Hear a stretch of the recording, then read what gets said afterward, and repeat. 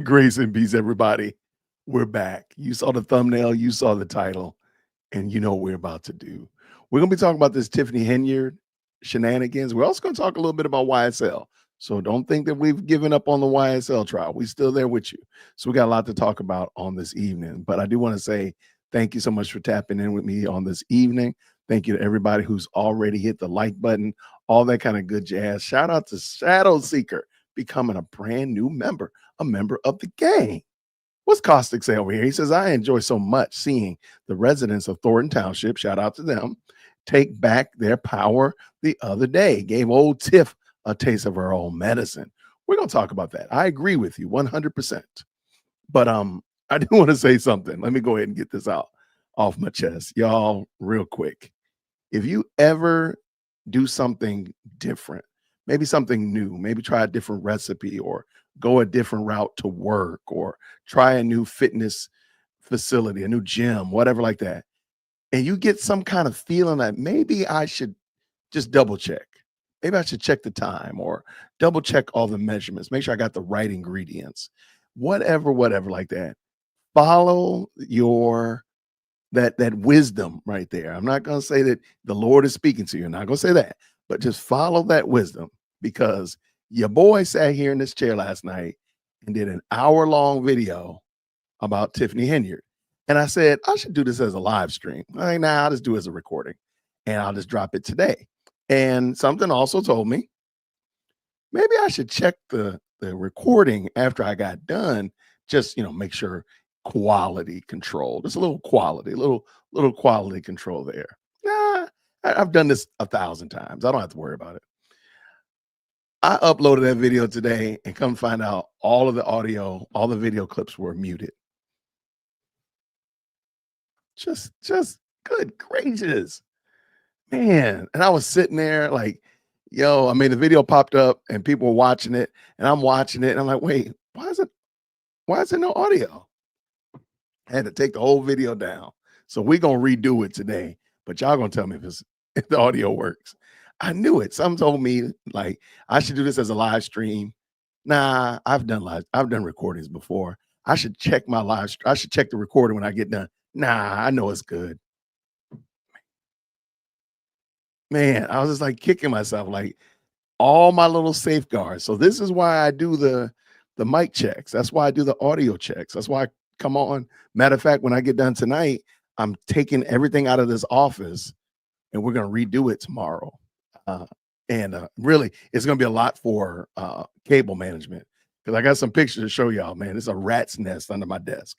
So we're taking everything out of here, clean the room a little bit better, all that kind of stuff, and then reinstall everything. So that's why I do those things is because I know that there might be a wire disconnected or a setting turned off, whatever like that. So if you ever feel like, maybe I should double check, make sure I got the right directions, or let me call Big Mama, make sure this recipe is right. Go with that feeling. Go with it. Don't shirk it because that's what I did and had a whole video today that just totally wasted. And it was good too, man. I was giving them the work and all that. Maybe I'll drop it as like what not to do video. Can't believe that, man. I've only done that a couple times. And every time it's always like, oh, I know this is going to be a banger. I know this is going to be great. And I totally wasted the whole video. Anyway, grace and peace, everybody. Thank y'all to everybody who's already tapped in. We're going to be talking about this Tiffany Henyard. But before we get too far into Tiffany Henyard, I want to do something I don't usually do. I want to give a shout out to another content creator. Shout out to O'Shea Duke Jackson. If you don't follow O'Shea, have no fear. I've dropped the link down in the chat in the description for this video. So this video that he has right here, he talked about Tiffany Henyard, and he talked about a topic that I think we really need to discuss. And what I mean by that is we need to discuss what happens when, well, let me back up. There's one community of people, one group of people that I dare say far more than any other group of people will give opportunities to people who are unqualified, that will give duck and cover for people who don't really deserve it. But we believe in those people far more than any other people group do. Okay, I'm not talking about the Asian community. I'm not talking about Hispanic community. I'm not talking about the uh, any other people group. I'm talking about Black Americans. We will give we will give support to a person. We believe in them far more than we probably should. And a lot of the time it comes back and bites us in the butt. And the perfect, the living embodiment of y'all don't need to trust everybody is Tiffany Henyard. We're going to talk about it. And most of y'all know about it. But she has had, let's just be honest, she barely graduated from college and is now holding two roles in Thornton and Dolton, Illinois. She has, dare I say, she could write her own check for the future. All she needs to do is do the right thing for the people of Dolton, do the right thing for the people of Thornton Township. The last supervisor in Thornton had been there like 30 years. So clearly they're not running them out of there on a hot rail. All you got to do is do the right thing. That's all you got to do right by the people. And she could have written a check for her great grandchildren. Like that's how much she could have gotten away with. And I'm not saying gotten away with in a bad sense. I'm just saying like the support that Black people will support you well past where they should. And that's just sometimes it's because we believe in each other. We're trying to uplift one another, whatever like that. But sadly, there's entirely too many scammers. There's entirely too many ne'er-do-wells, as my grandma would say, or my mama would say as well, that just take advantage of the community. They take advantage of the people that are ultimately trying to lift them up. They take advantage of them. And Tiffany Henyard, I dare say, is probably the most living example that's not in jail. The living example of that right now in 4K. And we're going to look at it because she has had this beautiful opportunity that I'm pretty sure everybody in this live chat, the best live chat on the internet, mind you, would love to be able to say, yeah, I'm the mayor of my town. I'm the supervisor of my township. I think all of us would love to say, man, these people, 10, 20, 30,000 people believe in my leadership so much that they want me to run the township. 10, 15, 30,000 people want me to believe in my leadership so much they want me to be the mayor of this town. That's crazy. Now, how many of us have that opportunity? Not many. Tiffany got it twice, and she done squandered it. Totally, unequivocally fumbled the bag. Not only did she fumble the bag, she kicked the bag. Then she doused it in lighter fluid and lit it on fire. She just completely ruined all opportunities that she has. And I dare say, I'm going to go on a limb here, and she's ruining the opportunities for other women in those roles as well. Because you notice the two people that are running for township supervisor and mayor of Dolton are both men. Now, they're still Black men, so they still believe in Black men, but there's a lot of Black people in Dolton, in the Thornton Township area. But it's going to be a very interesting experience if a woman gets another role in that, gets to secure that role again in the future. It'll be very interesting because Tiffany Henyard has completely and totally destroyed her opportunities, and dare I say, destroyed the image of that community. How many people look at Dolton and say, man, they get what they got. They deserve Tiffany. Thornton Township, y'all deserve her. And they don't look at them as these people are victims. Now, if they vote her back in, take my hands off the wheel. Take the wheel, Jesus. But man, it is terrible to see. So I just want to shout out O'Shea Duke Jackson real quick. He did this video. It was really insightful. The link is down in the description. Check it out.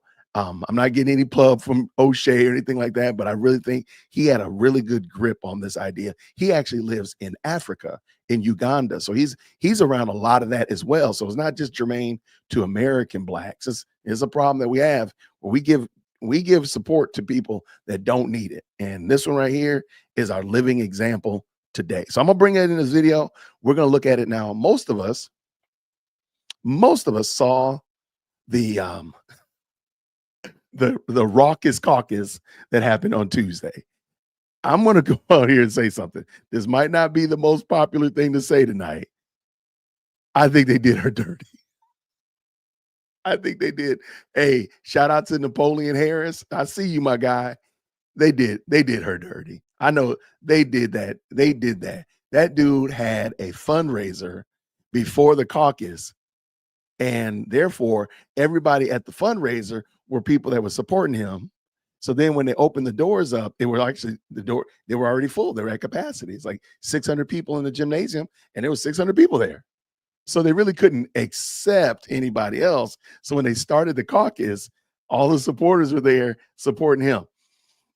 Look, let me tell you right here, my hat goes off to that. That was gangster. That was good. That was good. They did her. They finessed her though. I ain't gonna even lie. Now, that being said, everything he did was legal. That being said, Tiffany Henyard wasn't actually qualified to be on the ballot. Yeah, she wasn't qualified to actually be on the ballot. So even with all that grandstanding, all that she was doing, she wasn't qualified to be a ballot recipient anyway. So that's beside the point. But I just think it was adorable. You know, shout out to Napoleon Harris. Look, man, that was pretty wild. And let me also just add this: that's Chicago politics. That's how they get down in Chicago. That is not anybody who's lived in Chicago in that area, Cook County, DuPage County, DeKalb County, up there. You know, that's how they get down. They do stuff like that. And that really should not have surprised a single solitary soul, not a one. Now, again, with the whole regular primary versus a caucus, they haven't done a caucus in like 60 years. They usually do a regular primary. I got you. He didn't do anything illegal. He just did some finessing. And let me just say, that was some high tier finessing. But how many times has Tiffany done these things? How many times has she locked people out of City Hall? How many times has she changed meeting locations or canceled meetings? How many times has she done shenanigans and hijinks? I mean, I don't say that two wrongs make a right, but baby, you shouldn't poke your lip out when somebody pulls a page out your playbook and just does the play on you. You ain't got nothing to say, Tiff. So anyway, we're going to look at this. I know most of y'all probably saw like what I'm calling the Raucous Caucus, but I want to talk about what happened after the Raucous Caucus. Now, most of you may not have seen, there was a, I'm pulling it up, trying to multitask over here and make sure I got it right. Okay. Afterwards, she did a press conference, and it was really interesting. I'm gonna just start with the caucus. So just so you know, this is strictly about. Okay, I just want to make sure. First of all, we got to do something. Make sure that the audio works, because that's what we learned our lesson yesterday. So real quick, I'm gonna drop this in just real quick. Caucus is not about anything else. So if I decline to answer, I'm strictly talking about the caucus at this moment. And then y'all will get more interviews out of me. As long as y'all good to me, I'll be good to you. I have no issues. I just wanted people to say my side of the story and not just paint me as bad news, because it's not the truth, and y'all been witnessing it yourselves at the caucus. So that's kind of what's going on and been going on. Real quick, can you just let me know that y'all heard that? I was gonna make sure. I got to check. You know, I got a test now, since I done totally put myself in 0-second timeout yesterday because of that. Real quick, I'm waiting for hopefully they'll show up in there. Let's see. Hopefully y'all could hear it. All right, let me play it again, because I don't see any commentary. So I don't know. Well, yeah, I'm going to just start with the caucus. So just so you know, this is strictly about the caucus. It's not about anything else. So if I decline to answer, I'm strictly talking about the caucus at this moment. And then y'all will get more interviews out of me. As long as y'all good to me, I'll be good to you. I have no issues. I just wanted people to say my side of the story. Perfect. Thank you so much. Thank y'all. Thank y'all. Y'all got me over here stressing. Woo. The delay had me stressing. Like, Lord, what I done did to my audio? These people can't hear. I'm over here praying. Got your boy hands sweating over here. Come on. All right. Thank you. Okay. There's a couple things I want you to pay attention to. One, just ask yourself, what other community, and community being ethnic group of people, would accept this person as their leader besides Black folk? Please, while we're watching this, just tell me whom else would accept her. Would the Asian community, the Indian community, the Slavic community? What community would accept this woman except Black folk? And then my next question is, Black folk, Why do we accept this type of foolishness? This is some bona fide stir fried foolishness. But watch this. Let's bring it in. I want you to watch this. And the very last thing, notice something that she says in the beginning. She says, we're only going to talk about the caucus. And I noticed this because Tiffany Henyard doesn't do press conferences. This is a rarity. I got 2 of them. Actually, I got 3 of them that she's done in the last couple of days. She doesn't do press conferences. And there's a reason why she doesn't do press conferences, but we can talk about that on another episode. But I notice in every one of them, she says, hey, we're only going to talk about the caucus. We're only going to talk about the caucus. The caucus happened on Tuesday. So that would kind of denote to me, we're only going to talk about what happened on Tuesday. And immediately she proceeds to talk about something that is not part of the caucus. It is wild. It is so wild. But whenever somebody asks her a question that's off the caucus, she says, oh, no, I'm only going to talk about the caucus. I'm going to talk about the caucus. You'll see it in the next one, really demonstrative. She does it slightly here, but in the next one, it's really bad. So let's get going. Let's go. And not just paint me as bad news, because it's not the truth, and y'all been witnessing it yourselves at the caucus. So that's kind of what's going on and been going on. So I pray that you pay attention to other people's, I don't want to say drama, but situations. Was it rigged? I mean, what happened Tuesday night? Yes, it's election rigging at its finest. So we got there at about 4:30. Some got there right before 5. When we tried to enter into the building, they told us we cannot come in because they had a party going on at 5 o'clock. I got to stop. Shout out to Napoleon, my guy. That was the most gangsterous thing to do. You have a fundraiser at 5 so that the fundraisees, the people that are supporting you, fill in all the seats, and then you have the caucus at 6:30 or whatever. That's some Chicago politics right there. Because Dolton's only like 40 miles away from Chicago. So that's some Chicago, bruh.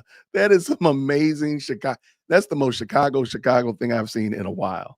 Residents from throughout Thornton Township showed up in drones. We had buses out there, cars. It was super cold. I know I ran into you outside, and I was out there with them. They didn't even let me in. So when I did try to go in originally around 5, they told me they had a party and we cannot enter into the building. I asked, can you please let the residents inside the building? They said, no, they have a party. I said, but this is our residents. Let them in. They said, no, they did not register for the party. I felt that was so disheartening because at the end of the day, this is somebody's mom, auntie, cousin, uncle. You should let them in. It was cold outside, super cold. So I had a problem with that.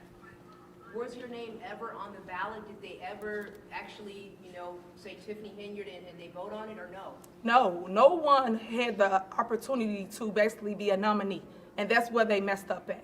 You're supposed to allow anybody that wants to run for office the opportunity to nominate themselves, let alone a slate, let alone anybody in the room can say, hey, I nominate myself for supervisor. I nominate myself for clerk.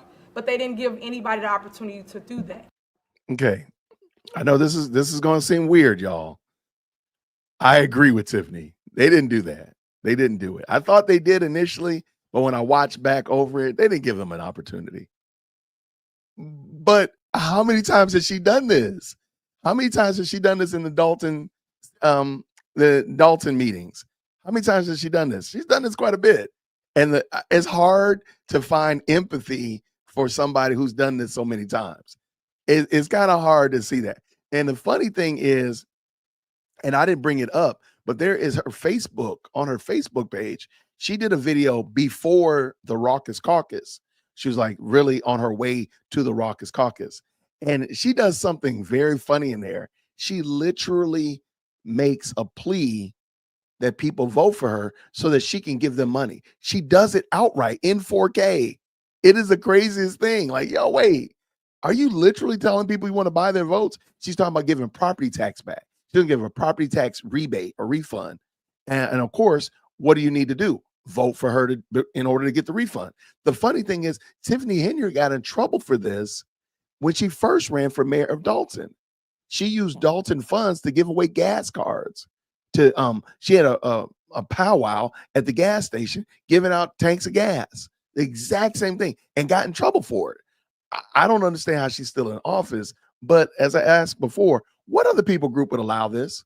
What other people group would allow Tiffany Henyard to represent them and misrepresent them and be a demonstrative black eye for their community? Who else would do this?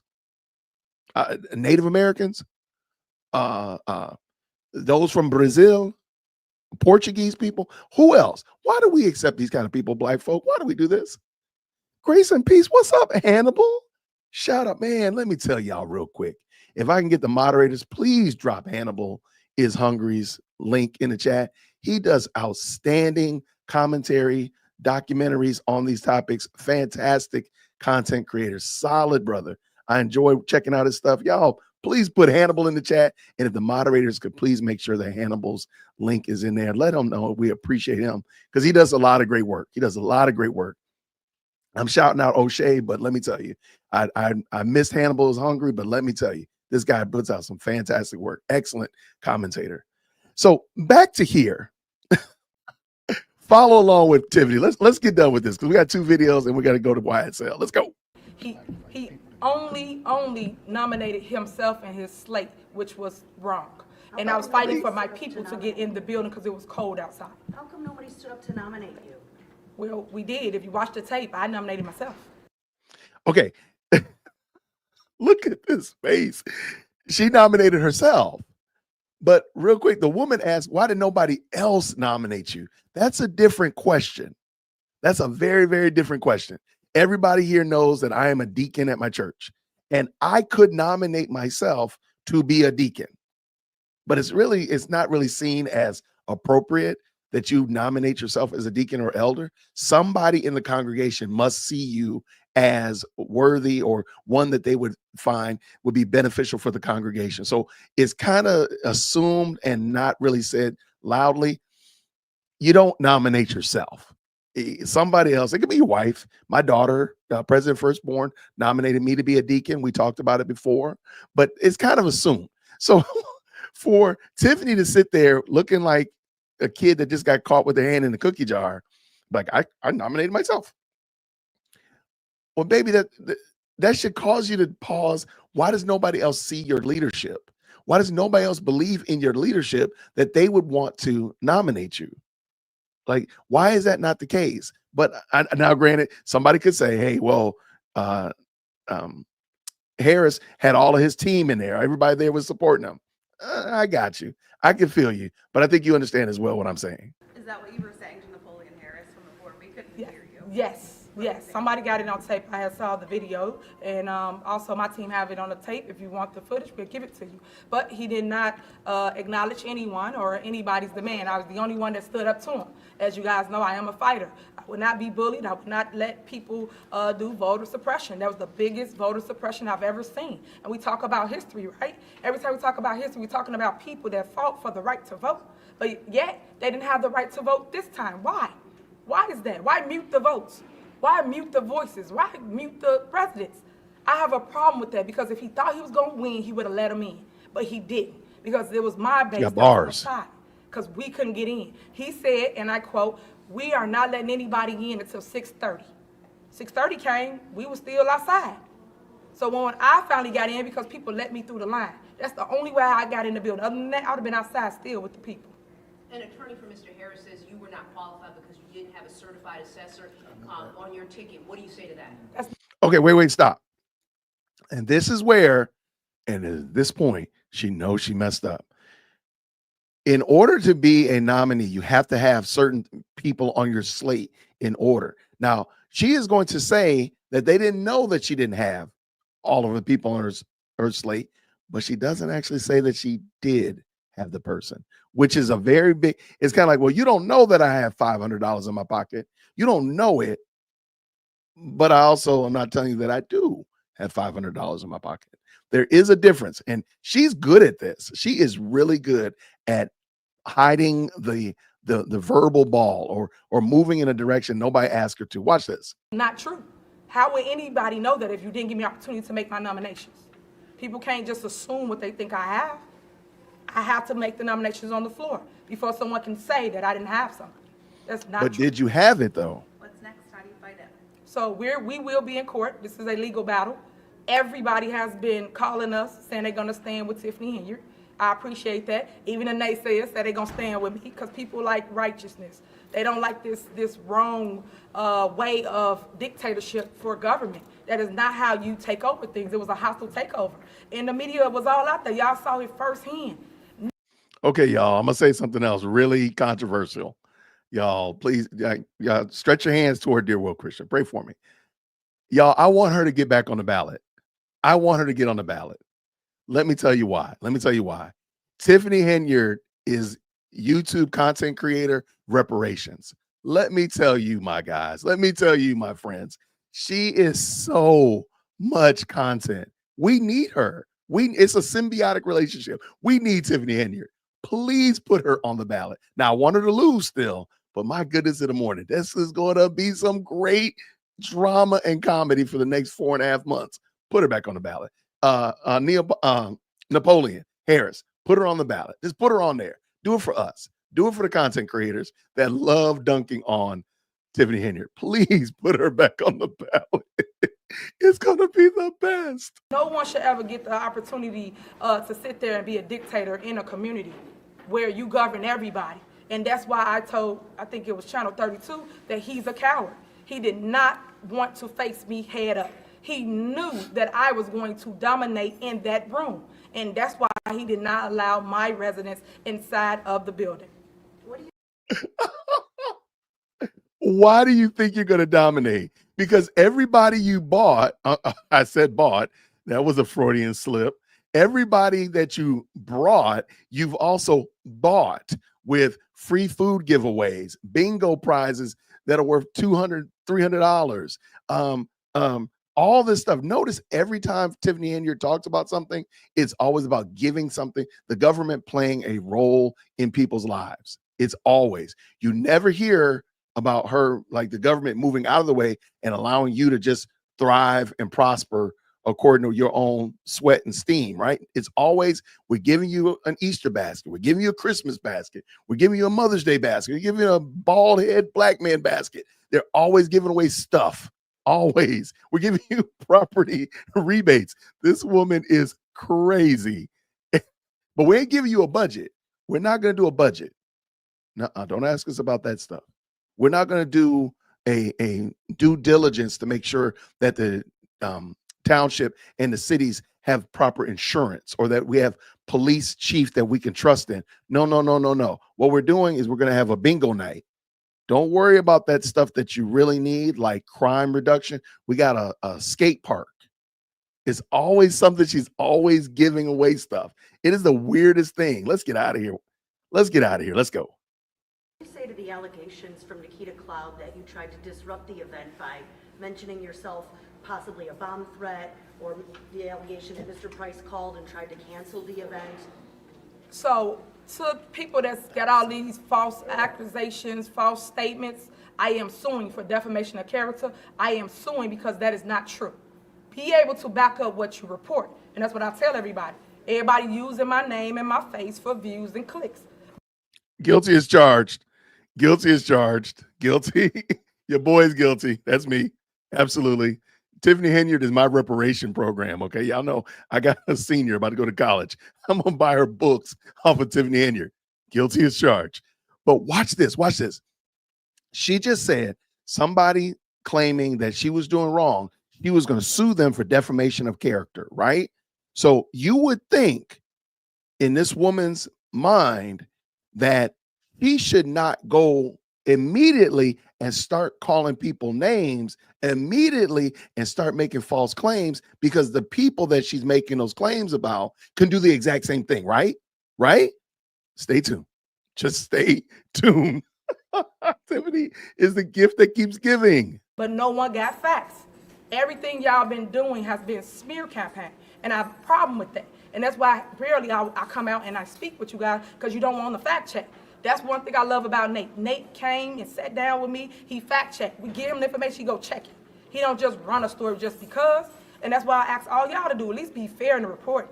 Because people look up to your stations. You are news. Northwest, East, South, you are the news. But yet, you guys are reporting off of drama. I don't like it. It's not a reality show, but y'all making it as that. Do you know anything about tomorrow tomorrow's meeting with Township Electoral Board trustees? For here, Right at 10 o'clock. yes, we have that at 10 a.m. I will be here. It's for those that file for a independent or a political party. So people challenge their whatever it is in there. They challenge them, and on that day they get the opportunity to be heard before the electoral board. Will you do a write-in candidacy, or? I'll be on the ballot. Are you a part of any of those challenges tomorrow? I am not. I am not. Today you said the township's on the verge of closing because of insurance issues. Okay, here it comes. Now, one thing. Notice she asked, the woman was asking about the caucus objection meeting that they're having, or that they were able to have. They had it today. So I don't know I remember what day this was, but they had it today and they went over, and Tiffany Henyard did not make any objections. It was everybody that was surrounding her made all of the objections. So I think it's funny that she said, I'm not a part of that, but literally Keith Price right here, the dude back there in the turban, and the other fellow that's going to come up in a moment, they were the ones making the objections. Can't make this stuff up. Let's go. Can you explain what that means and when that could happen? Well, that's something exclusively for Channel 7. So that's why I told you before we stood here that it would strictly be about the caucus. How do you feel about the decision to have a caucus as opposed to like a primary? I think they took the right away for the people. And that right then, every single time, we always had a primary in Thornton Township. When Frank Zuccarelli was the supervisor, he always had a primary because over 10,000 people come out to vote in that election. And I felt that the people was stripped of that right. Whereas they created a caucus and now a handful of people get to come and pick township government. I just don't see how that's fair. But if that's the rules, we will follow the rules. But I still think that people should be able to go to the ballot and people should have ballot access. I just feel that way.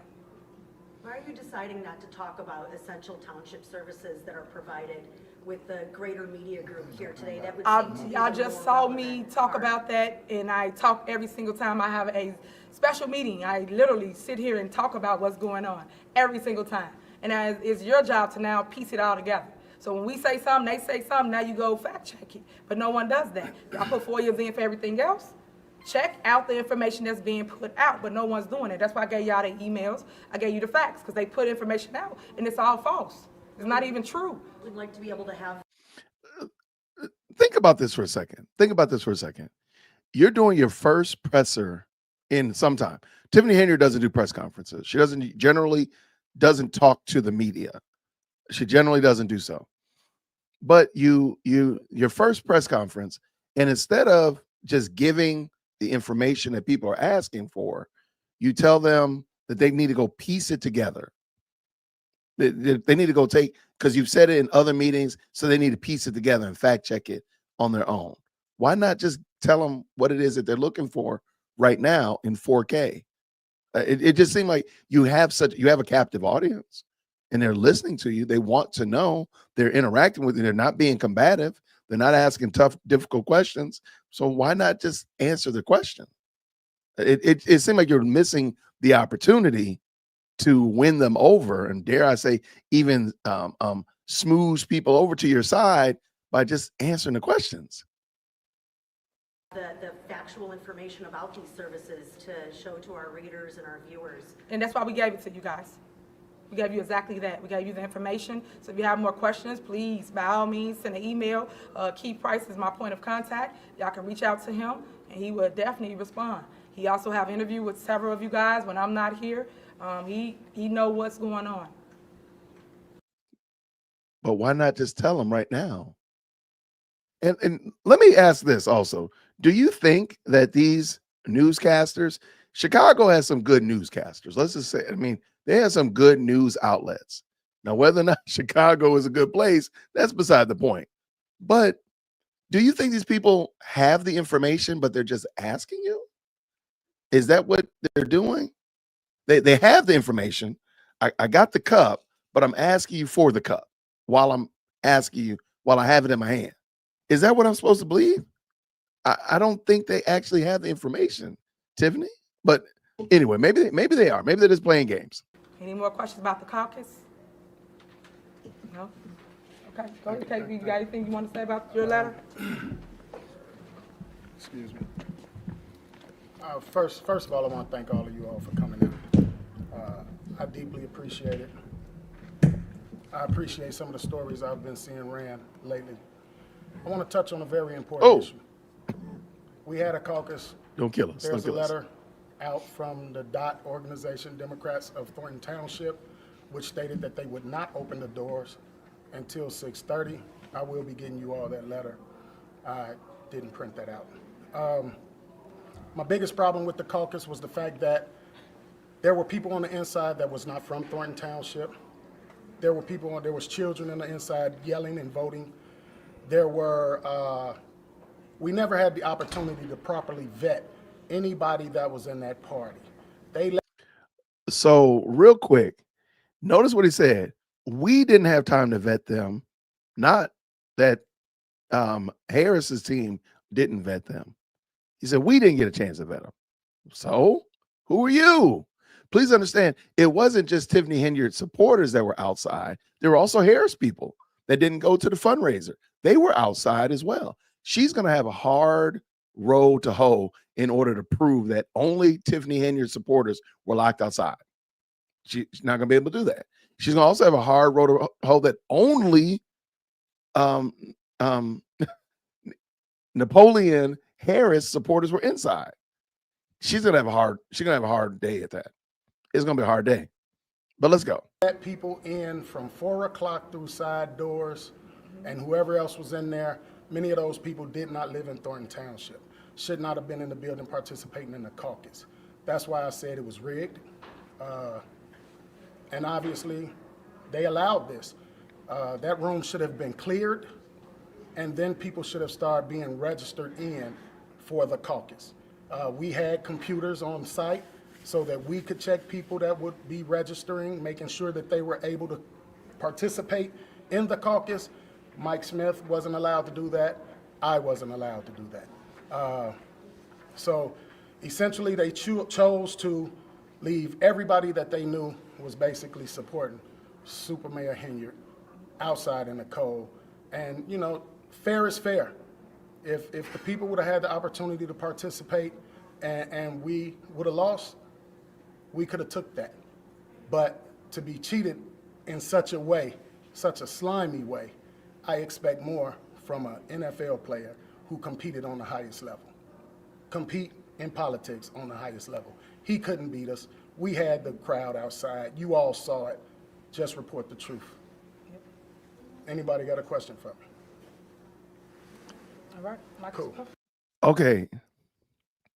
Y'all, when I tell you Chicago politics is grimy, I'm telling you, I'm telling you, you can go to one of the seediest sides of town, go to the sketchiest gas station, go in that restroom, and you have not seen anything as grimy as what you're about to see right here. I'm floored. I'm totally floored on what you are about to see. What are we about to see, Jason? Watch this. I'm gonna make a big screen. I want to speak in regards to the rules.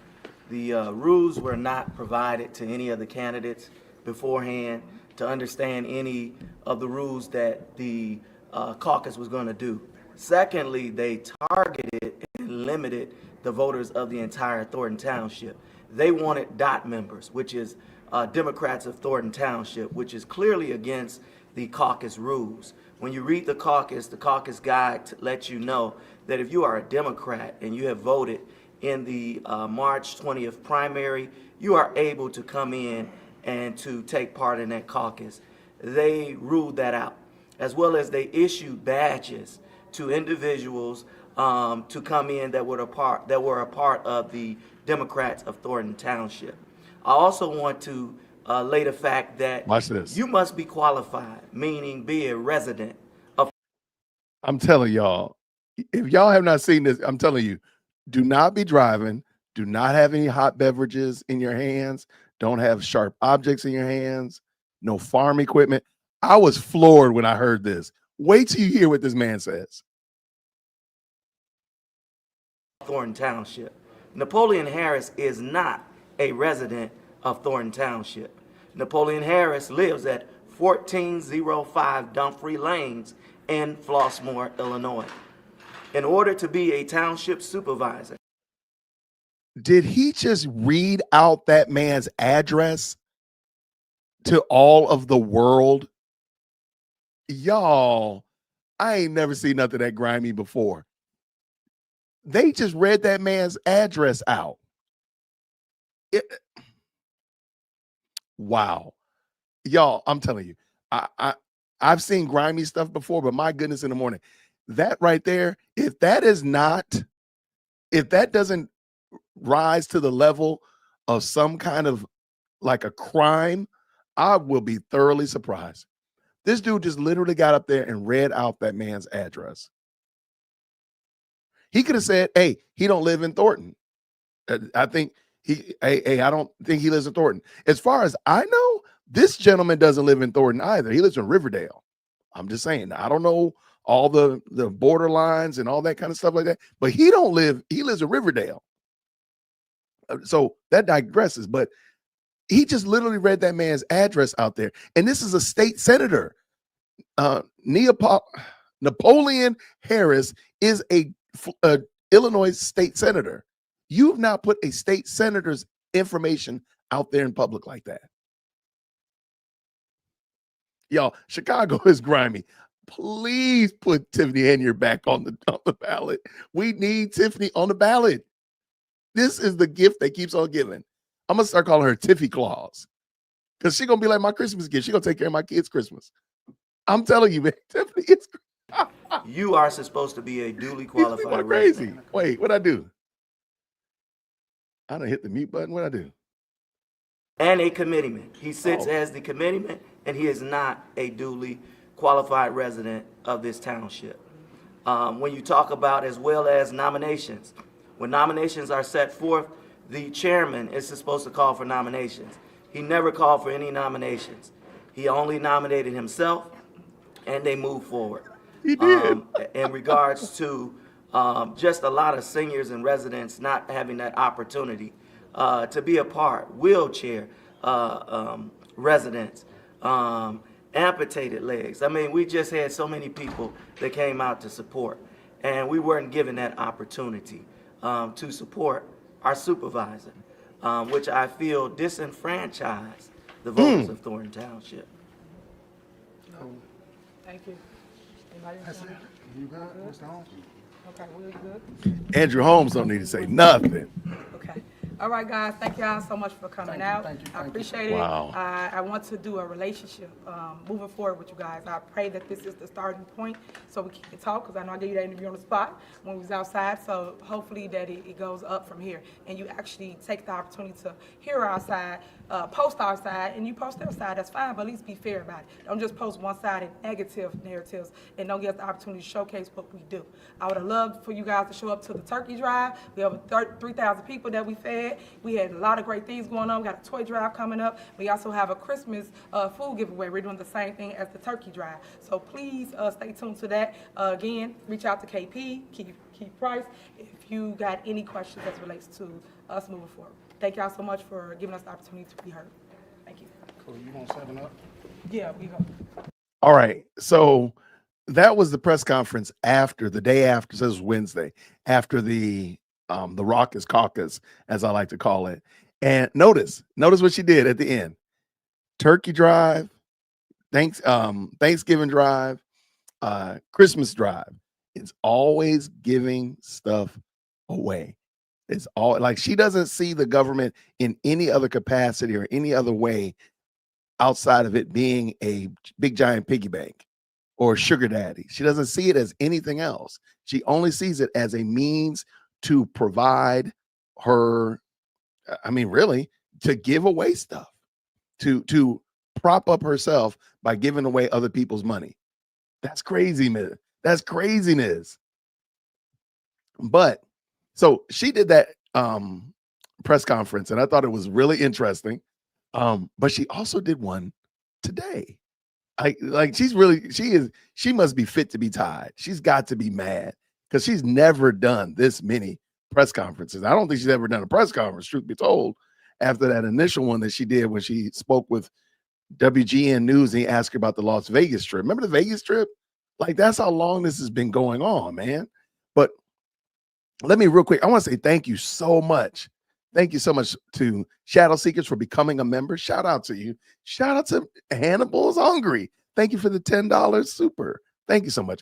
What does Amethyst Angel says? It ain't no fun when the rabbit has the gun. Bugs Bunny. If you know, you know. I love that. Absolutely. She mispronounced alizations wrong. She mispronounced everything. Let me be quiet. She mispronounced everything.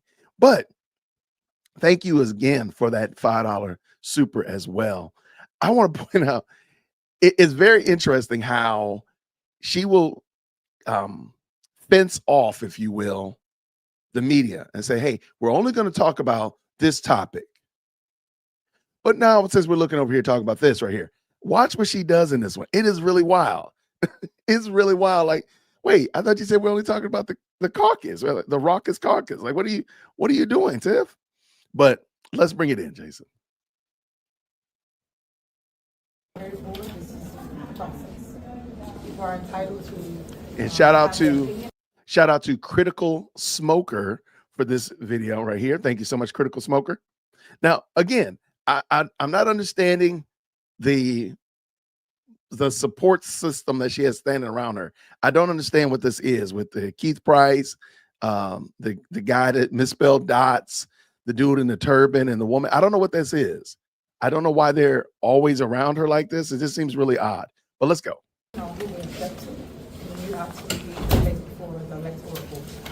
Obviously, you were not on those ballots today. You went the caucus route. Do you have any regrets going that route with your Democratic group? Definitely not. I will be on the ballot come April. And so can you explain how? She will be on the ballot. Please put Tiffany on the ballot.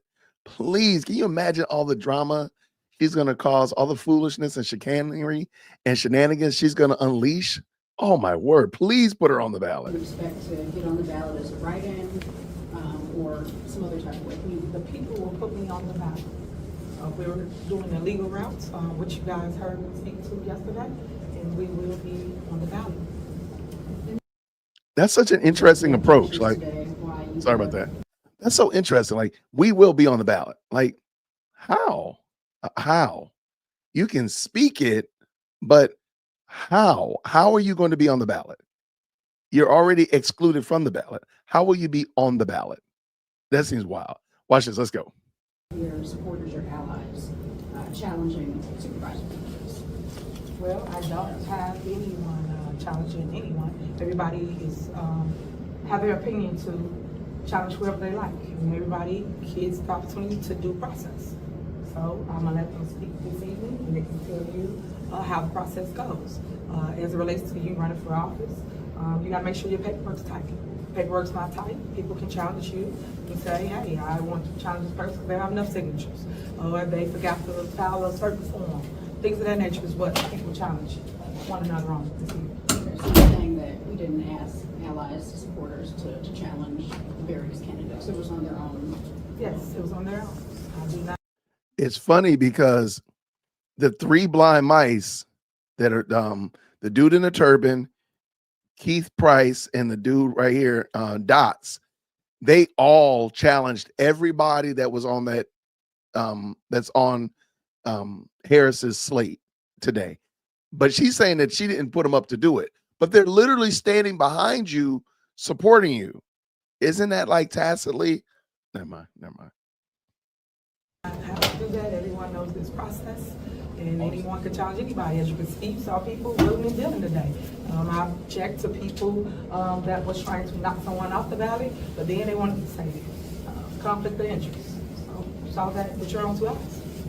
And I know yesterday you told us you felt like this whole process has been a machine of politics. Do you think that's conceded today? I know you objected to an attorney representing someone. Do you feel like that's also on display? I think politics will always be on display as it relates to government, because people play politics with the residents' minds and with their money. And as it relates to last night's meeting, you've mentioned that Thornton Township is shutting down. Can you give a timeline, a deadline in terms of that, and how will that impact residents? So when I mentioned that last night, I also stated that I'm waiting on legal to basically direct us on our options.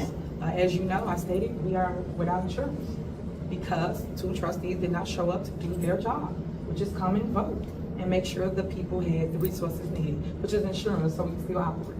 So what does that mean? People jobs are at stake. If we shut down, we got over 100-some employees. Where they gonna go? It's the holiday season.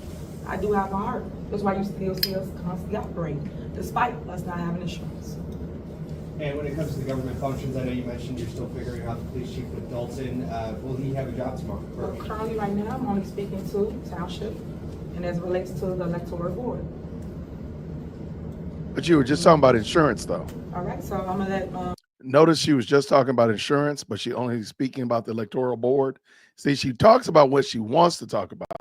She don't want to talk about that police chief in Dolton because she keeps making horrible decisions. She talks about people having all their paperwork in place, but the police chief don't have his paperwork in place. That's why he can't remain the police chief. It just seems really funny how she goes about this. But let's keep going. Let's go. Michael Smith come up and you can hear from him. The questions you asked me about other people.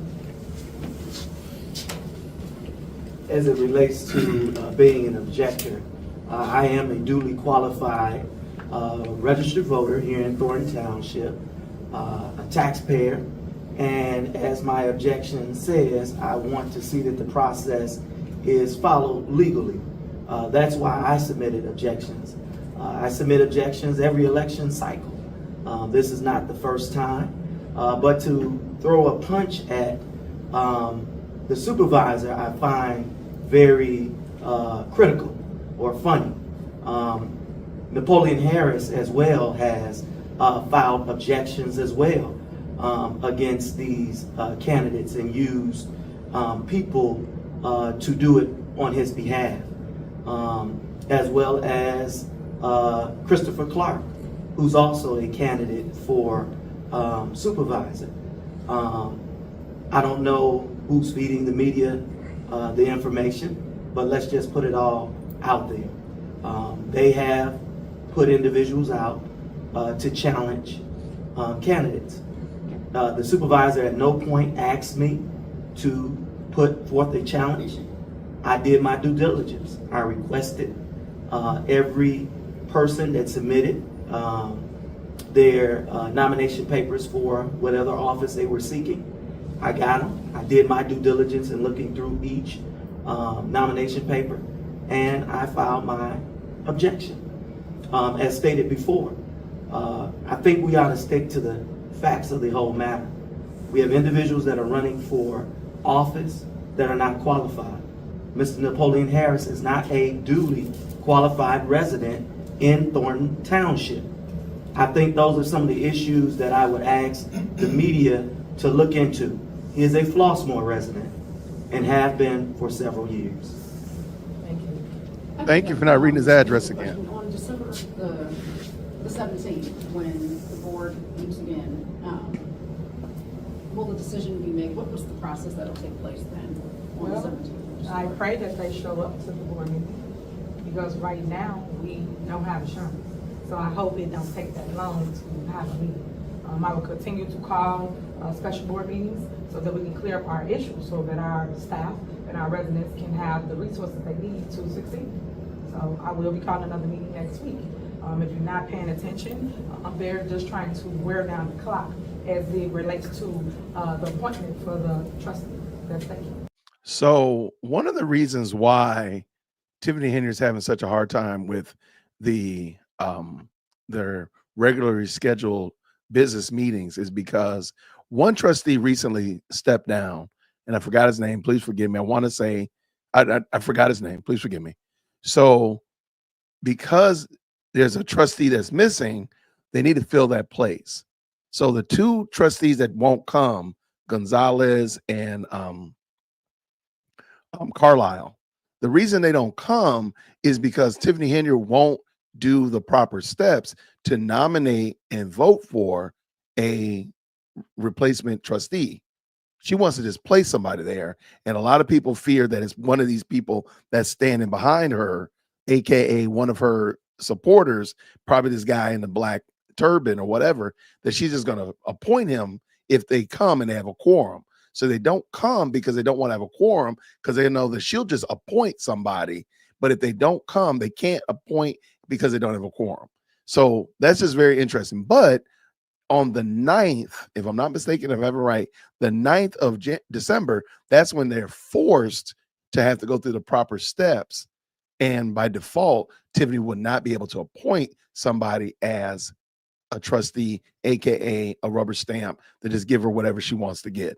So it's a little bit Jerry Jones. Thank you very much, Hannibal. Thank you very much. And by the way, brother, if you want to, because I mean, you have been crushing this. If you want to, if you have time, Hannibal, I'll drop the link. You're welcome to come on in and and give your 2 cents so we can make $1 for sure. I dropped that in there just for brother Hannibal, if you would like to. And if not, I totally understand.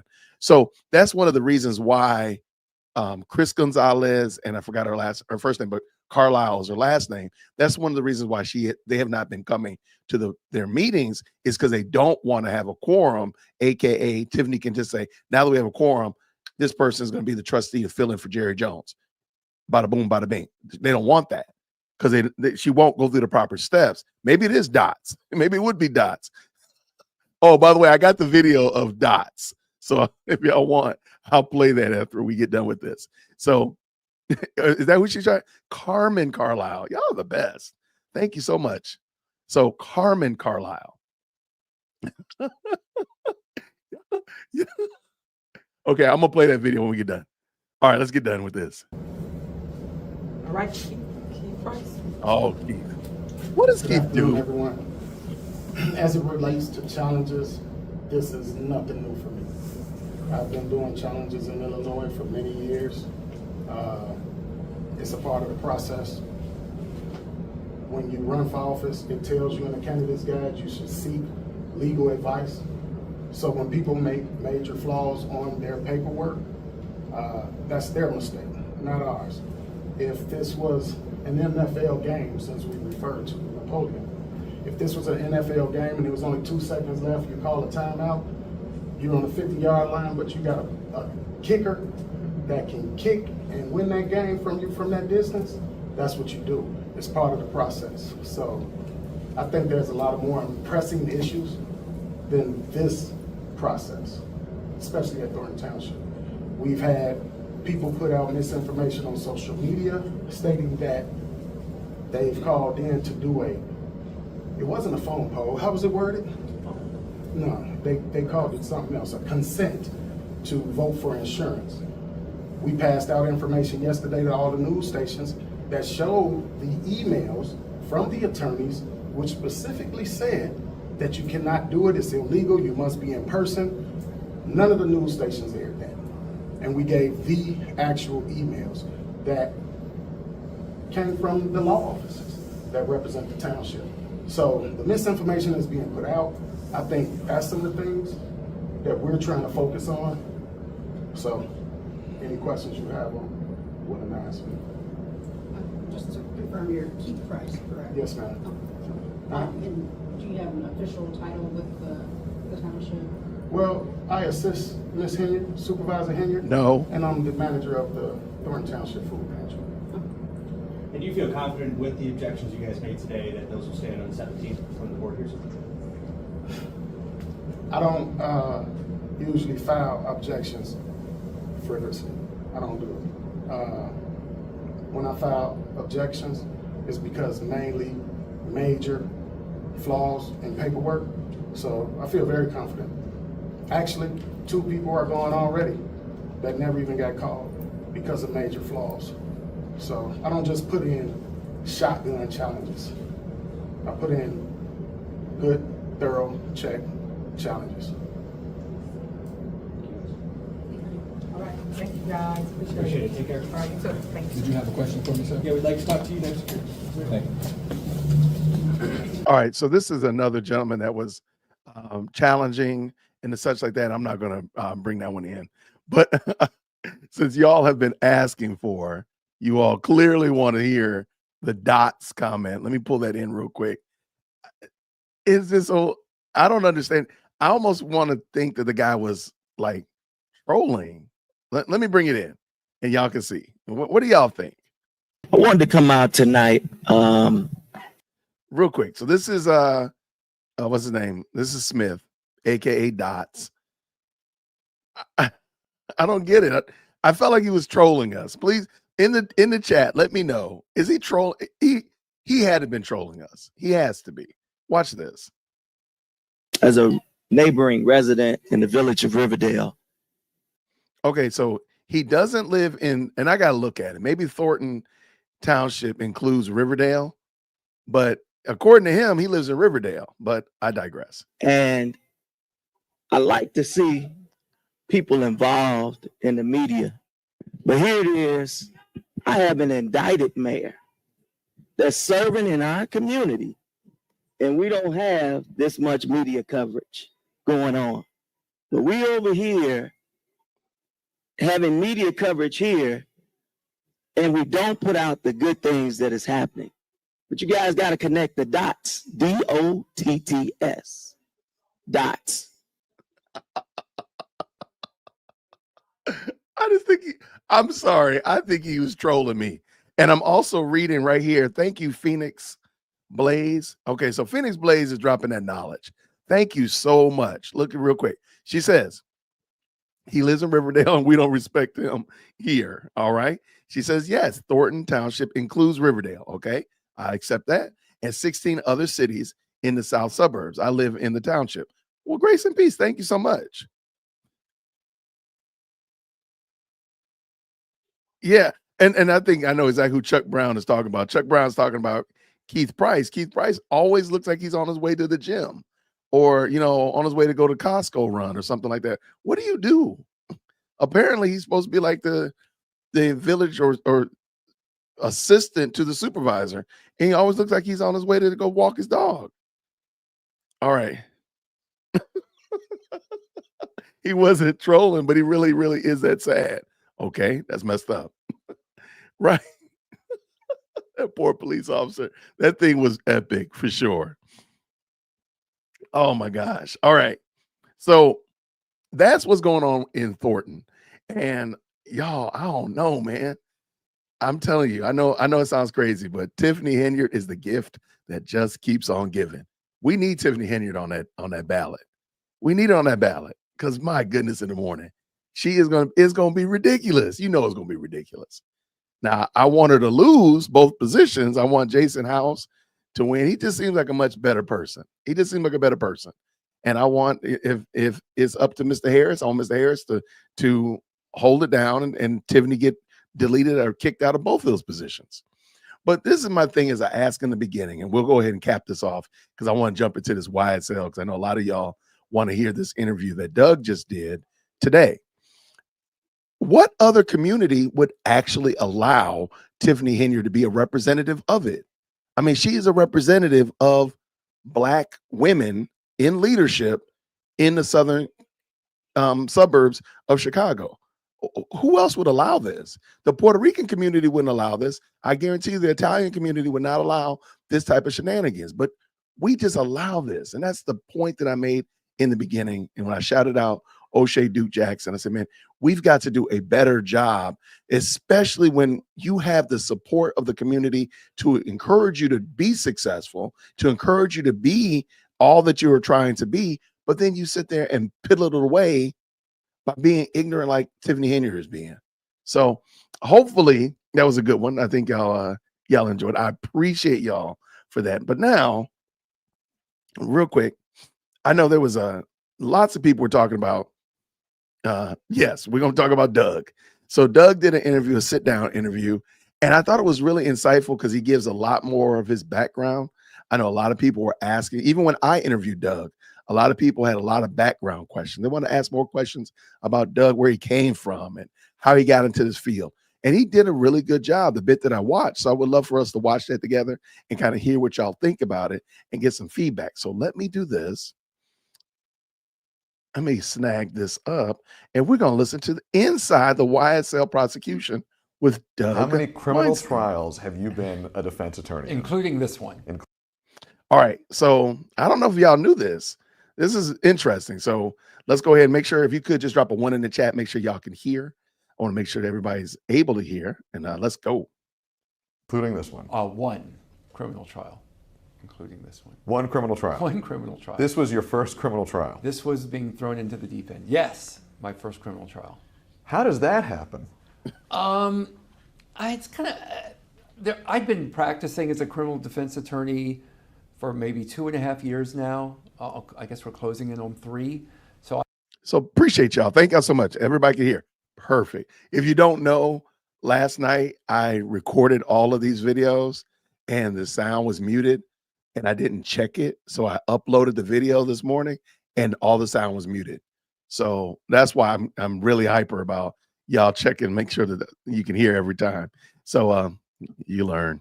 All right, let's go, Doug. Let's go. I'd only been doing this about 6 months when this trial started. And fortunately, Jay Apt, who I work with here, just gave me the opportunity to participate in it. I had done the bulk of the review of the evidence, and it just seemed natural that I would be the one to sit in there. And fortunately, I say thrown into the deep end, but the reality is I was in trial with Brian Steele, Keith Adams, the Matthews, Bruce Harvey, and they were all there to back me up. So I had the confidence to know that if I missed something, if I didn't object when I should have objected, or any other issues, I knew they would be there to do that. And I got to learn from them, and I got to watch them, and hopefully become a better criminal defense attorney over the 2 years of trial. Wow. Your background before getting into criminal defense was what, as a lawyer? Intellectual property, patent litigation, transactional work related to intellectual property. So I was still in a courtroom, but almost exclusively federal court. The trials I'd participated in had been bench trials. So not only was this my first criminal, this was my first jury trial. The stakes, I've got to imagine, are much higher too when you get into criminal defense. To me, they are. I don't know that anyone would agree with that. I mean, I had billion-dollar litigations or multi-billion-dollar litigations I was involved with. But so now I thought, like, okay, I've been involved in high-stakes stuff, but it's nothing compared to when someone's life is on the line, when someone's looking at prison. So yes, this is the highest stakes trial I've been involved in. Did that weigh on you over the course of this case? Constantly Yeah. weighed on me. Goodness, And that yes. is why I did everything I could to talk to all of these people that are in court with me, to talk to other people, to rely on Jay Apt and Katie Hingerty, who I work with here, for advice and guidance and help on how to get through this trial. And I just knew that with someone's life on the line, with Diamante's life on the line, it was up to me to do everything in my power to save him. Now that this case is finished, or at least I should say, now that your involvement with this case has come to a close and you look back on it now, how does it compare in reality to what you expected it would be going into it? I don't think this case went as expected for anyone involved, be they defendant, the state, the judge, staff attorneys, everyone involved. This case is unlike any normal civil or criminal case. The amount of bizarre and crazy things that happened over the course of this case, the length of the case, 10 months of jury selection, a judge who's recused and replaced mid-trial by another judge. I mean, there are so many things that happen. The side characters in the case, the witnesses. Nothing in this case went as expected. This is known as Georgia's longest lasting. I just want to add to that. I'm only going to just add a little bit of flavor.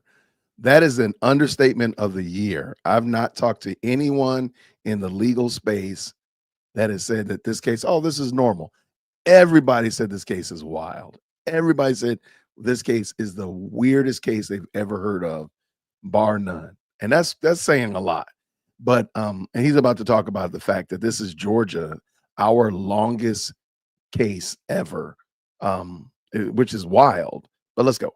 Criminal trial. Jury selection started in January of 2023. The final verdicts for your client came just earlier this week. Yes. That's a 2-year span. It is. And it's a remarkable length for a case. The 10 months of jury selection, I would imagine, are unprecedented. I haven't checked, but I can't imagine anything came close. And then a jury sitting for a year is a lot to ask of our citizenry. What's the impact on the system of a case that lasts this long? Well, what you had was, and I don't think people appreciate this, when we're in trial for 2 years, Diamante is not our only client. We have other clients. Now, fortunately, a lot of them, if not most, are out on bond. But there's scores of our clients that are sitting in jail waiting for trial, and they can't get their trial because their attorney is in trial. We can only do one trial at a time. That's just our clients.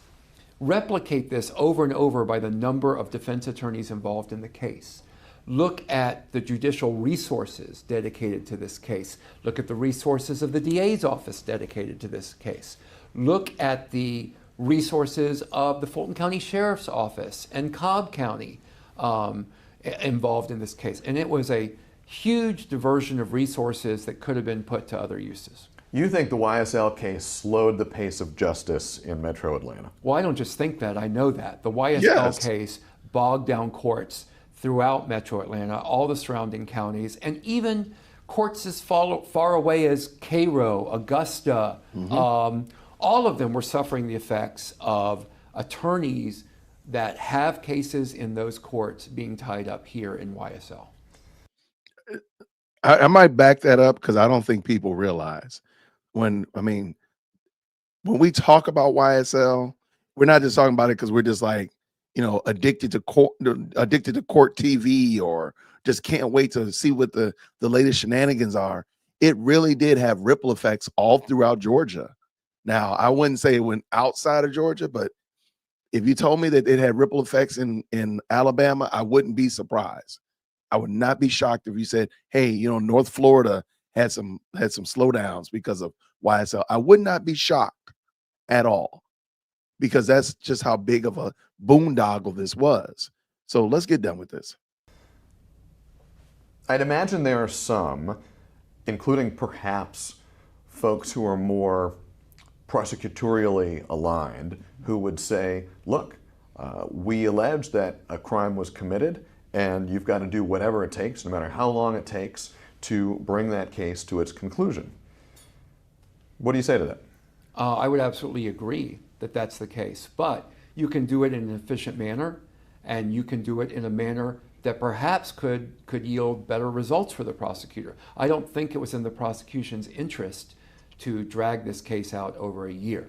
If the prosecution is concerned, for example, with the murder of Donovan Thomas, then try who you suspect did that in a murder trial. The murder of Shamel Drinks, try those people in a murder trial. You don't need to make this massive RICO trial that takes a year. I know the Prosecution Council of Georgia likes RICO because they say, quote unquote, you can tell the whole story. So if you like RICO, be efficient about it. Try the case in 3 months. I believe that the judge in this case said that for the other 11 defendants that have yet to be tried, she's going to try it in 90 days. So this could have been done faster. It could have been done more efficiently, maybe yielding better results for the prosecution, even though, of course, my client was not guilty of any of these charges, but perhaps they could have gotten better results. So it's in no one's interest to drag this out for a year. You brought up Donovan Thomas. I think sometimes the facts of, as alleged in the indictment, the facts of this case get overshadowed over the course of this incredibly long trial, and the social media and live blogging and all of the controversy and unusual things that occurred in the course of this case, especially when viewed through the lens of what typically happens inside of a courtroom. But there are serious allegations at the heart of this case. Donovan Thomas was killed in 2015. Your client, Diamante Kendrick, was accused of killing him. The jury acquitted Diamante Kendrick of that charge, but that's a serious charge nonetheless. What do you say to Donovan Thomas's family now? Well, they have not gotten justice, but they would not have gotten justice if my client somehow would have been convicted of this, because my client was not involved in that murder of Donovan Thomas. I think anyone that watched this trial would have a pretty good idea of who was more likely involved in that murder of Donovan Thomas.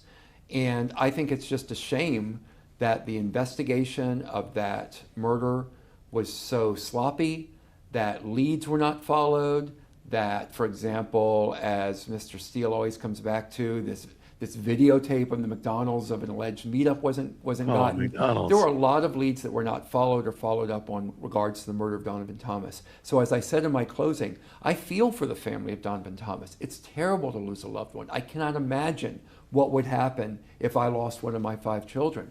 But this trial was never going to get justice for Donovan Thomas. Let's talk about your client. I want to talk about that for a hot second. I know a lot of you all saw that video of Donovan Thomas's mom at the gravesite. Really, I feel like really emoting and really, as the verdict was being read out, she was really crashing out. And, my heart goes out to her because I don't remember exactly where it is, and I'm going to find it. When Fonnie Willis indicted YSL, she said emphatically that she had those people that deleted Donovan Thomas. So she sold that mom a bill of goods and that family a bill of goods. She wasn't able to deliver. So I'm not mad at the mom. I'm sad for the mom. But and I'm gonna find that clip, or somebody's gonna find that clip, and then I'll put it together on what I'm trying to display. But that mom crashing out at that gravesite and calling out people and all that kind of stuff like that, that's the byproduct of being sold a bill of goods by the Fulton County DA that she said she had these people. And then you drag this out for 2 years. You drag this out for 24 months. And then, by the way, you start giving out plea deals like Oprah. You get a plea deal. You get a plea deal. You get a plea deal.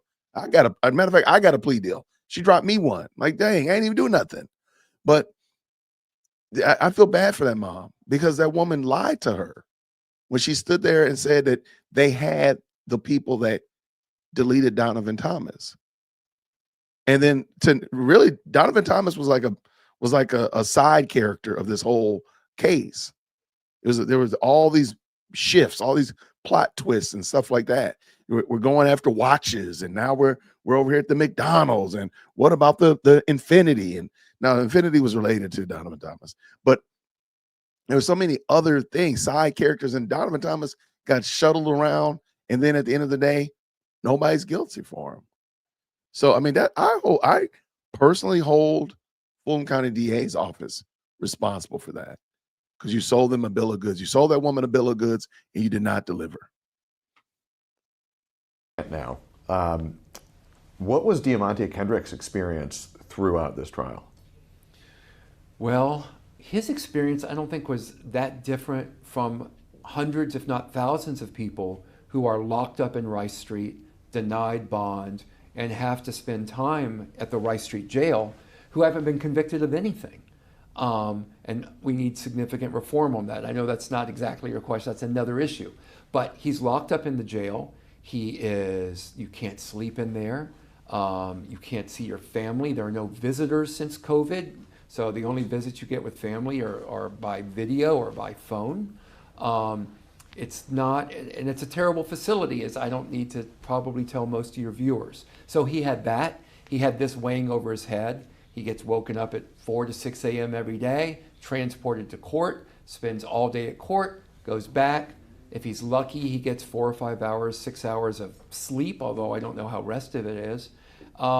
It's very difficult. And the fact that he was able to keep up his spirits throughout that, and by the way, the public helped with that a lot, is amazing, and probably more than I could have done.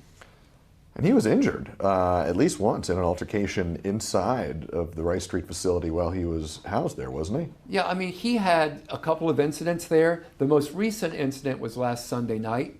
He had an altercation. Now, that wasn't at Rice Street. That was at the Annex in South Fulton that's in Union City. But he had an altercation there. And that's the issue, though. If you are locked up in Rice Street or in Fulton County Jail System for 2.5 years, and you are accused of gang charges, you are going to have altercations. There are going to be issues that pop up while you're locked up in that jail. And of course, that happened to him. I touched on this earlier, but I want to put it really squarely to you again, because a lot of people watch these interviews, and a lot of people come to a case like this with different preconceptions of what might be the just outcome here. There are going to be folks, many of whom probably follow this case closely online, and who probably thought that Yes, live chat. the outcome that you all reached was a just one.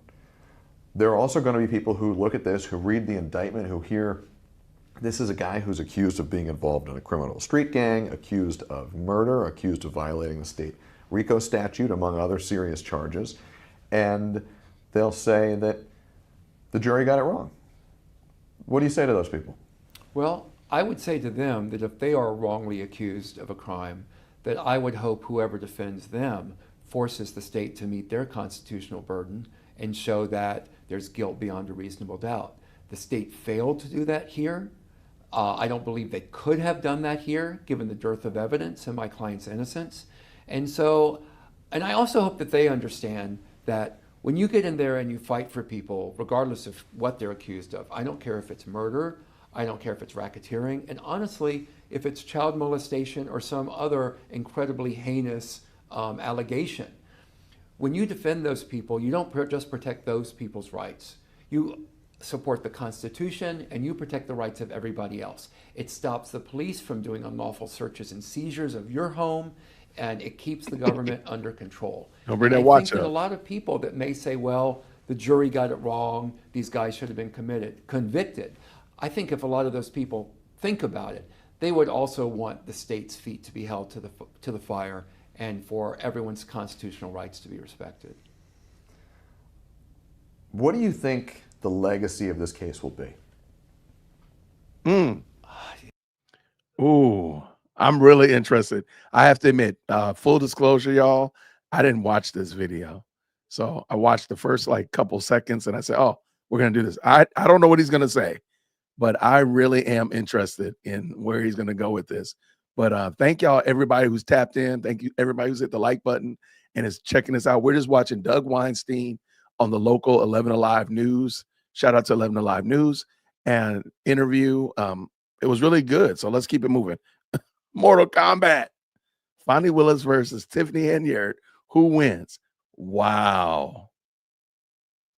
That's a good question, man. Thank you for the $5 super. Teflon Don. I have an idea. Okay, I'm going to save it to the end. I'll answer that when we get done. Remind me. Let's go. That's a very difficult question because I'm torn between cynicism and hope. My hope would be that the state has learned, at least listening to what some of these jurors have said, that the use of artists, and we haven't talked about this, but the use of artists and rappers' artistic expression against them is not only is it wrong, not only does it infringe upon their First Amendment rights, but it will not yield success in a lot of cases. And it didn't yield success in this case. So maybe they'll think twice before using lyrics against them. Maybe in future cases, they will be more considerate of the time of the citizens who get put on jury duty. Maybe they will understand that the resources of our justice system, including the DA's office and the sheriff's office and the judiciary, can be put to better uses than these massive racketeering charges. So I certainly hope that that is some of the legacy of this case, a more efficient system. You said you're torn between a more optimistic and a more cynical answer to that question. You gave the optimistic version. Yeah. What's the cynical one that you're wrestling with? Nothing changes. Nothing changes. I would hope that's not the case. I would hope that lyrics aren't used against people anymore. But given the amount of times that lyrics are used against people of color, and by the way, they're only used against people of color, the number of times lyrics are used, I don't know that it's going to go away. Georgia's RICO law needs serious reform, especially the conspiracy portion of the RICO statute. So my cynical answer is that's not going to be reformed or changed. It's very rare that you don't win re-election by reforming the criminal justice system, by reforming bond, by reforming bail, by pulling back on statutes. So, and the DA's office, maybe they won't change it all too. You mentioned the use of rap lyrics. I'm going to bring, because I want to talk about rap lyrics in a second. But I just want to hopefully everybody can see, like Doug is really passionate about this, and I really hope that that settles in. Like this case, very likely, as much as you want something to happen and you want something, I want something to change here in Georgia as it relates to how they use this law, this statute rather. I don't think much is going to change. I hate to say it. I don't think a whole lot is going to change about it, because one of the things is Georgia, not Georgia, but Fulton County is known for 3 major RICO charges or RICO cases. The Atlanta cheating scandal, where there were teachers in Atlanta public schools that were charged with RICO because they were changing kids' standardized testing results. Okay. This YSL trial and the Trump interference trial. So there's some really high stakes, and dare I say, very affluent, very noteworthy cases. These are not just, somebody was stealing chickens or somebody's throwing gerbils. Like, these are very intense cases. The Atlanta cheating scandal had everybody like, what in the world? And like, I wasn't teaching in Atlanta Public at that time. All praise to God for that one. But I know people that I went to college with that were caught up in the Atlanta cheating scandal and such of that nature. We went to school together, and they are no longer teachers because of that. But like, that was a big deal here. That was a huge deal. So Fulton County really thought that they had a clear W in bringing this case against Young Thug, a clear W against bringing this case against Donald Trump. And now they're looking down the barrel of 2 possible serious L's and a lot of L's, like nothing. They literally, they got nothing from the YSL trial. Nothing more than what they already had, which is crazy. But if they had not done RICO, they probably could have got a whole bunch of smaller W's. That's craziness, man. It's sad to think about. Like, man, y'all could have, again, like he said, like, you could have charged these people who you thought did this, the deletion of Donovan Thomas. You could have charged them and kept it moving, but y'all didn't. Thank you, Amethyst Angel. Isn't one of the remaining defendants charged with that deletion? He didn't plead out, so I thought. Please clarify. I'm going to look into that. I think you're correct, but it just seems like they threw these charges on everybody they could, and then slowly but surely they ticked them off until somebody, it's kind of like hot potato. It's like hot nut, right? Somebody's going to, and then when the bell rings, somebody's going to be stuck holding the bag. That's basically what I'm understanding it to be, but I will look into that, Amethyst Angel. Thank you so much for the $5 super. Let me bring this back in and let's get done. As evidence in a prosecution. You have been vocal in your opposition of that. You've argued that it violates First Amendment protections of speech. There are also going to be those who see it from the other side and who feel as though these are written expressions of real life. Sometimes, oftentimes in music, they're presented as real life. So somebody might say, well, why not use them as evidence? This is like a confession. Yeah, and I believe that in her press conference after the indictment and the arrest, Madam DA Fani Willis said, if you are going to confess over a beat, I'm going to use that against you. I'm paraphrasing. But the reality is that assumes that people that rap and people of color have no creativity, are not intelligent enough to make up things, make up stories. No one accuses Bob Dylan of inhabiting every character that he creates. It also ignores the fact that the record labels, the music industry, this is what sells. Now, think of that what you will. That's an entirely different issue. But the labels want this, and so there's a demand, and so people create this type of music. But to say that that is necessarily confessional, I find to be tremendously offensive. So if you want to use that against people in trial, I believe that you have to show some kind of a nexus, some connection between the lyrics specifically and the alleged crime. And it's certainly against Diamante Kendrick. They did not, who goes by Yak Gotti, they didn't show any connection between the lyrics that he would rap and the crimes that they were charging him with. Yet they still wanted to use his lyrics against him. So it sounds real quick. I did a deep dive into, before this trial actually started, there was what's called some pretrial motions where they did a pretrial motion about using the rap lyrics. It's about 8 hours long, and it's called Rap on Trial. There's a playlist on my channel. If maybe the mod could drop that in there, that'd be great. And I break down all of the motions from the state, as well as Doug Weinstein, as well as other defense attorneys that were speaking against this use of or for the use of rap lyrics. I'd love for you to check it out. Let me know what you think about it. Give me some feedback and such like that. The reason I bring that up is because I think one of the problems with that whole entire motion hearing is there were already some battle lines already drawn. The state already knew they were going to dunk on this. And sad to say, Judge Glanville was very pro using rap lyrics against these men. I talked to Doug about this. I'm not being mean toward Doug. I don't think he articulated the argumentation properly. It really has nothing to do with Bob Dylan or Bob Marley or the Beatles, Johnny Cash, anybody else. We're talking about these men right here. And he touched on it right here when he said there needs to be a nexus between the lyrics and a crime. And that's the part I don't think they really drove home. Like, where is the crime? Where is the crime? The actual crime that Diamante's talking about. Show me book, chapter, verse in context where it is. They didn't do that. And I really think he should hold the state's feet to the fire and really make them wiggle and squirm until they cry uncle that they don't actually have a crime. Because in the book, I got the book Rap on Trial. It's somewhere over there. It's right there. I got the book Rap on Trial. They literally talk about which I think is the most preposterous thing possible, Slick Rick's children's story. And they say that that's the tale of an actual crime. And it's just the most preposterous thing you think of. Like, wait, Slick Rick is known as the best storyteller in hip hop, bar none. Wait, what? It's the dumbest thing. But I don't think that Doug knows that. Not, no shade thrown to Doug at all. He's a fantastic and excellent attorney, and he crushed it. So let's give him his flowers.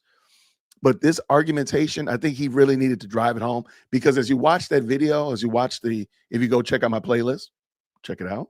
As you watch it, you can tell already Judge Glanville was already settled. They didn't have to say anything. They could just walked in there and he would have just given it to him. He was not listening at all. I think Doug needed a little bit of help with that. And, shout out to Doug, mad respect for him. But I just think I hate it, because I hate to think that, like, my kids are very creative. My daughters are super creative.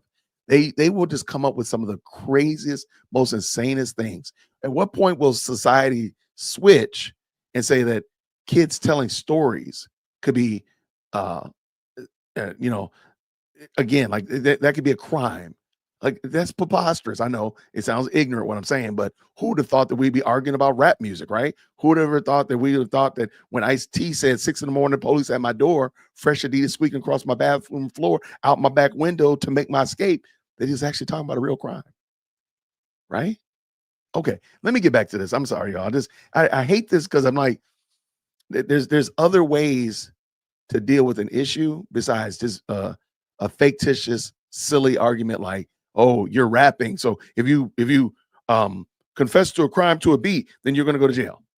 Fonnie Willis, you need to be ashamed of yourself for saying that. But that's why you lost. Let's go.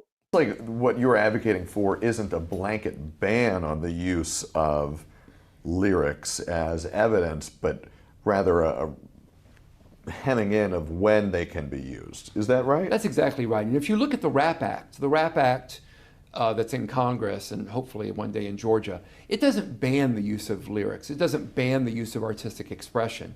But what it does is it raises the bar before they can be brought in and used against people in court. And that's all I'm asking for. And the RAP Act was introduced by Georgia Representative Hank Johnson. It was. He was one of the co-sponsors of that act.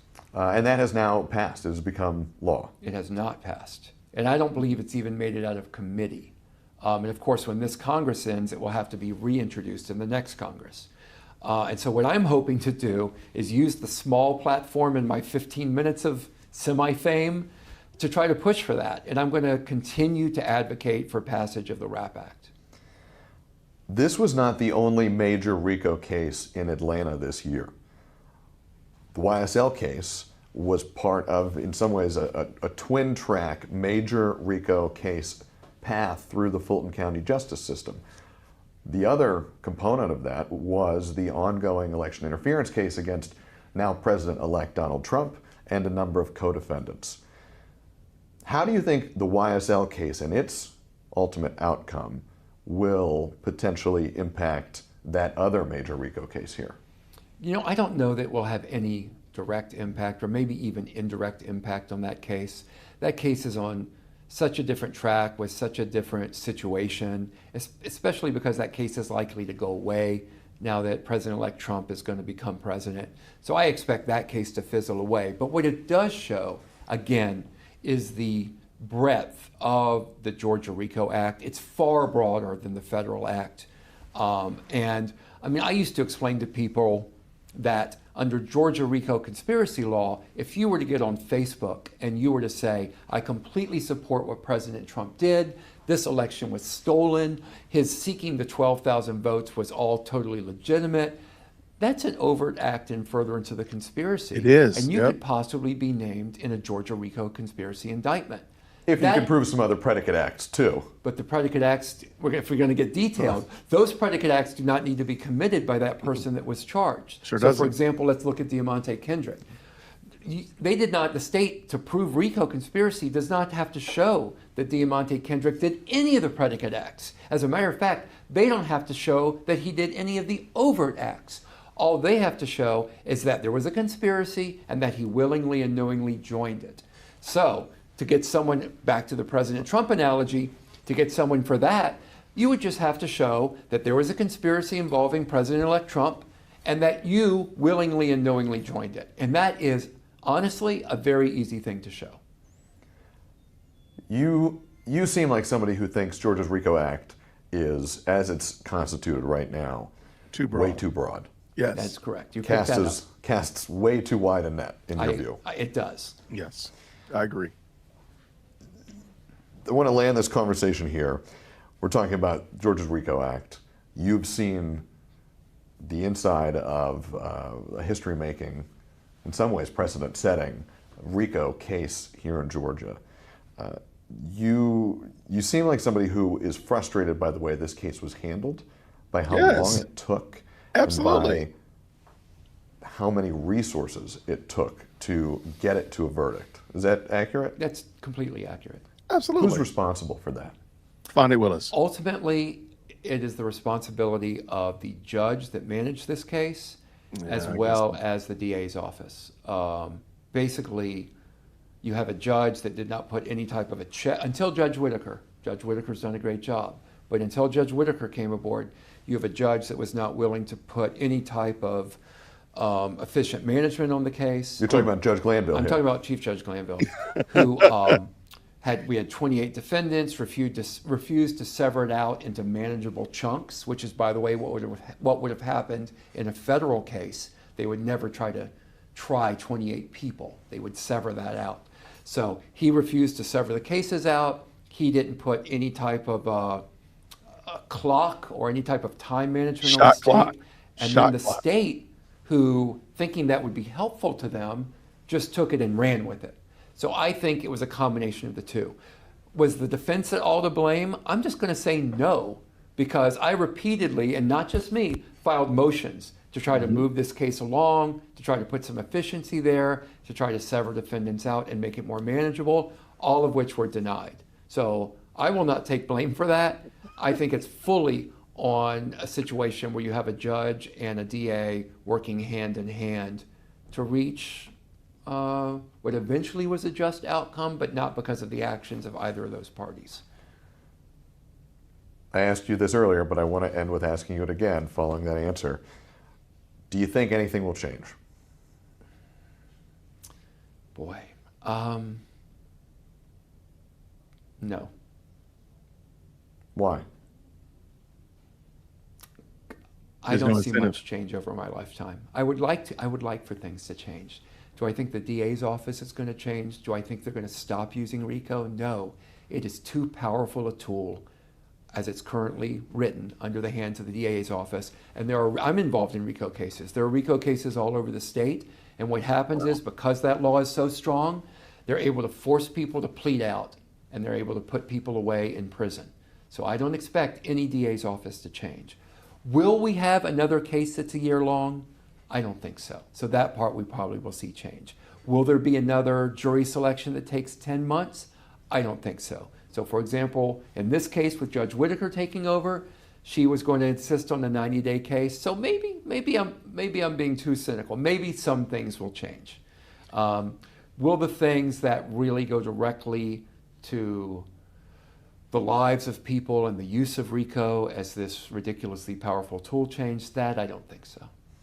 11 Alive News reached out to District Attorney Fonnie Willis and Judge Ural Glanville. Neither responded to a request for comment. Oh, call me shocked. I'm shocked. I'm shocked that they didn't reply. Okay. Man, shout out to Doug, man. Doug has been on this channel. He has been a fantastic resource. Really, I mean, his TikTok and his Twitter have been gold mines for all of us. So shout out to Doug.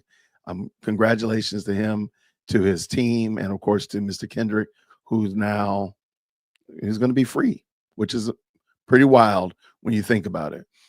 I do want to point out two things before we land this plane. And I do want to encourage you, if you don't mind. All right. Most of y'all know I'm an avid book reader. Pick up this book. I think you would really benefit from reading it. And I don't get anything from it. I'm not no, it's not like insider trading or anything like that. I need to get a QR code for this thing, right? But I would encourage you to pick up this book. And reason being is it really helps you see how we got here, where artistic expression of one people group tends to get highly scrutinized to the degree that it is. And you will be shocked at the amount of cases, because this is not only just happening in Georgia, it is all over the United States. Tens of hundreds and thousands of cases have used rap lyrics in some way, shape, or form.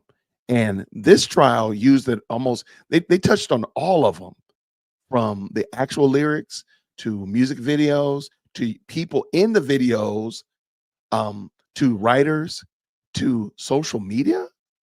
Like it's bananas. And I encourage you, if if the moderators could drop the link to the playlist that I did when I did a review of the pretrial motion about using the rap lyrics. They literally argued that if I type out rap lyrics on my social media, that I am complicit to the crime that the rapper might have been talking about. It's crazy. So this is a really good book, giving you the history of like the first bona fide case where rap lyrics were used. And of course, I'm sure they'll probably do a revision of this, and probably even put YSL in it, because there's a lot in YSL that's in this book, and maybe they can give some new context. But if you really are interested in that, I'm going to submit that to you. It's called Rap on Trial: Rage Lyrics and the Guilt of America. It will definitely shade in and give you a lot more context of how we actually got here, and how lyrics are being used. I mean, it's preposterous. And some of y'all know, maybe I didn't tell y'all, there was a day when President Firstborn and Chief Executive Secondborn, they both go to the same school, and they've been playing this game on their friends where, of course, they're sisters, but they tell their friends that they're not sisters. And they've created this elaborate story where Chief Executive Secondborn's friends don't know that President Firstborn is her sister, and vice versa. It is the craziest thing. They got in the car and they were telling me that, and it is crazy. I'm like, why are y'all doing this? They're just like, we're having fun. They got their friends believing that they're not siblings. They've crafted this whole story. I'm President Firstborn's dad, but nobody ever sees my their mom, because my mom, they've created this crazy story. It's crazy. And you know what? It is what it is. Reason I bring that up is, like, imagine if that became a crime, and they're now articulating a crime, a criminal enterprise that's going on here at Whitaker Park. Like, that sounds ludicrous, right? So does Slick Rick's children's story being being a confession of a crime. But look where we are. So I do think that this would be a good book for you to peep into, and prayerfully the Rap Act. The fact that we had to say, hey, you should not try particular musical artists differently than you try other musical artists is preposterous, but I guess that's what we do. I guess that's what we're doing. I see somebody asked me to email them. Okay, can you shoot me an email? Let's just drop my email in the chat, dearwokec@gmail.com. Lauren, if you hit me up, I'll make sure we connect like that. And see, the thing is, I don't think it's just an infringement of freedom of speech, because I think that's a lot of people.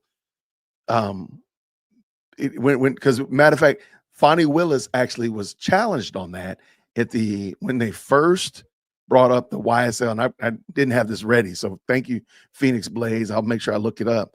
I have the clip. When they first brought the indictment against Young Thug and YSL, they said, isn't this a freedom of speech issue?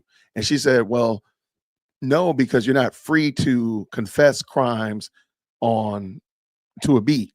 Basically, as a very gross paraphrase. So it's not just that, it's the fact that there's no, as Doug said, there's no nexus, there's no completion. You can't say, like, most of us saw that where Detective Viverito tried to say that Young Thug had put a $24 million bounty on the head of another rapper when he said they got 24 mil on somebody's head.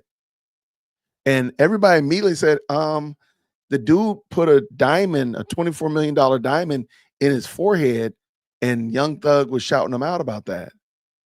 And she was immediately challenged, like, oh, you could get a crackhead to kill somebody for $24. Why 24 million?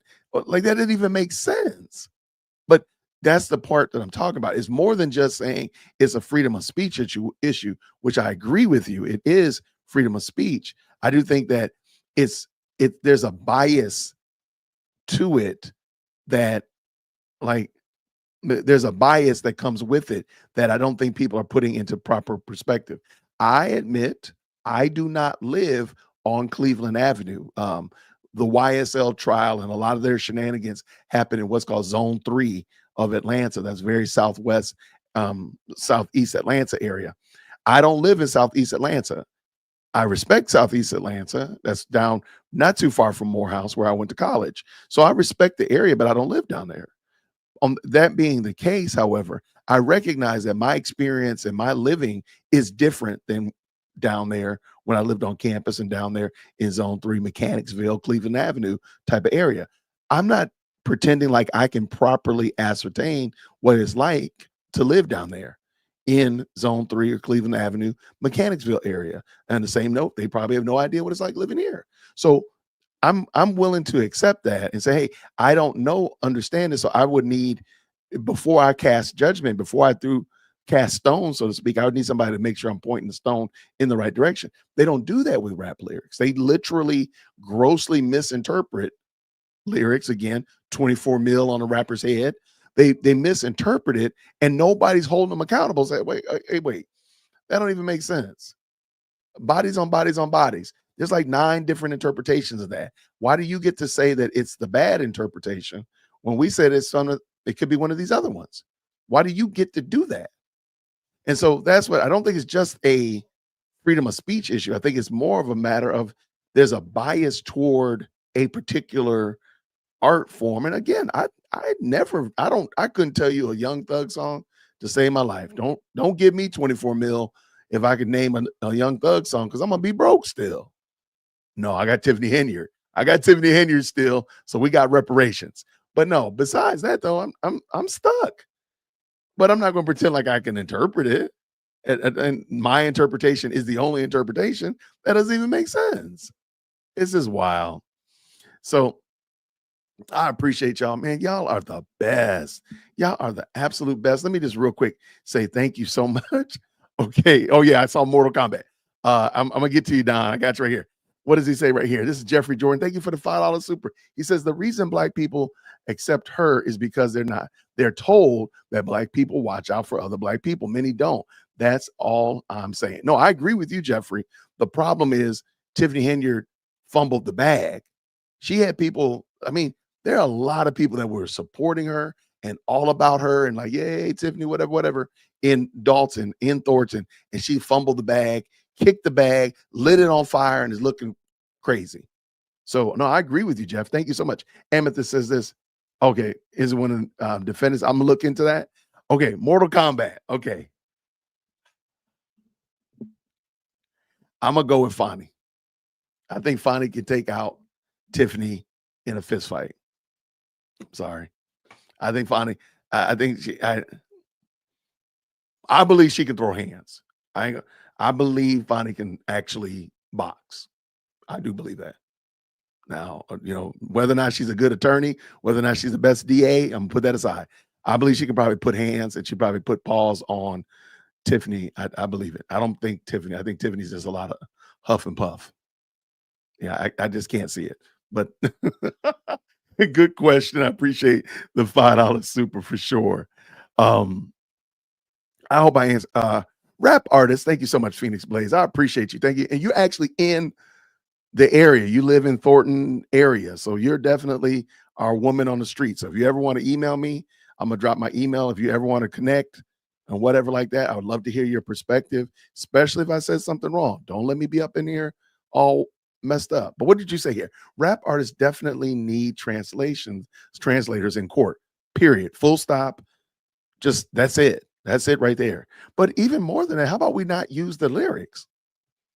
Because watch this. Never do you hear, y'all know your boy loves the Fast and Furious series. I don't care how many movies they make. Don't even worry me with that, because I'm gonna still go watch them, right?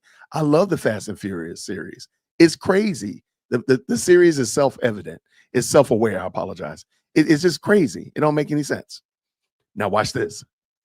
I don't want Vin Diesel to go to jail because he did a movie about high-speed car chases and bank heists. No, I like the John Wick series too. Don't tell nobody. I like the John Wick series. That thing is crazy. But I don't want Keanu Reeves to go to jail about, offing somebody. That's crazy. That's insane. That's an artist. We don't look at John Wick and say, oh, he encouraged people to go out there and delete people, or Vin Diesel is encouraging people to get in their Hellcats and zip around Atlanta. We just zip around Atlanta in our Hellcats and Chargers for free. But nope, I don't want that. That's crazy. So why are we doing it to rappers? Aren't they artists? Is Keanu Reeves an artist? Is Vin Diesel an artist? Is Young Thug an artist? Do they have a persona? Is he John Wick? Isn't he Dom Toretto? Isn't he Young Thug? Okay, so what's the difference? There you go. That's why I'm saying I don't think that the argumentation was the most succinct. I tell them all the time, like I will. I think they could argue that case a whole lot better and really drive home the point. We didn't hold John Wayne to the same standard. We didn't hold Jimmy Stewart. Shout out to Jimmy Stewart. We didn't hold him to the standard. Then why are we doing this to? Okay, you have to admit that you have a bias and you're doing this with ill intent, or B, you have to admit that you don't need to do this with. We don't do this with rappers. We only do this with rappers. I'm sorry. Man, they be in the Hellcatting it, man. They be Hellcatting it. I don't even know what Hellcat is. I just think they're funny. I think the word is funny to me. I use it all the time, but I have no idea. I think it just sounds funny. Yeah, I don't want. We don't need to be bothering with Tiffany. Tiffany gonna probably get evicted. I saw the person she rented the house from trying to get their house back. Oh, I like the way Jeff said that. Jeff said that very succinctly. The 4 people standing with Tiff have the most to lose. they're in up to their neck. That's a good point. That's a good point. Well, there we go. I don't know who Jeff Jordan is, but Jeff Jordan, salute, my friend. Jeffrey Jordan. I like that one.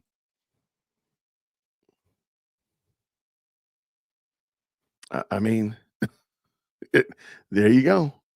So yeah, I don't want lyrics to be used like that. Now, again, if Snoop Dogg was confessing a crime that he was being charged for, then all bets are off.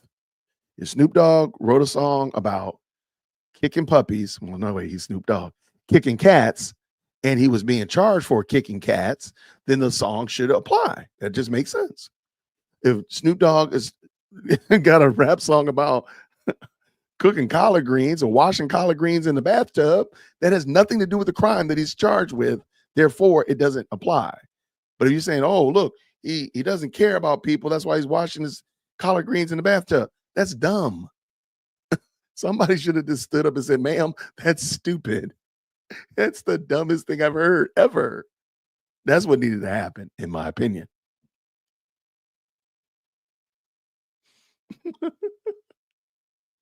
But y'all, I thank y'all so much for hanging out with me. Thank you so much for allowing me to redo this video.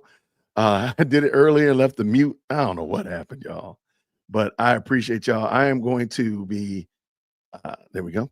We're going to actually be tearing down the studio tonight. So when I get done, me and the kids are going to take everything apart.